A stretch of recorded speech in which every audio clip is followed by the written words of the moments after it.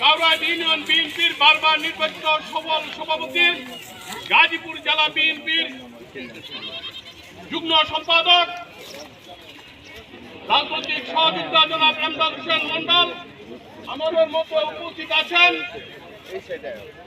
কৃষক আজকের এই অনুষ্ঠানের সম্মানিত সভাপতি, যার নাম আগেই বলা উচিত ছিল, জনাব ডাক্তার মুজাহিদুল কবির আমাদের মধ্যে উপস্থিত আছেন। তেলিহাট ইউনিয়ন সাবেক সভাপতি, তেলিহাট ইউনিয়ন বিএনপির সংগ্রামী সাধারণ সম্পাদক জনাব রফিক হোসেন আকন আমাদের মধ্যে উপস্থিত আছেন। পৌর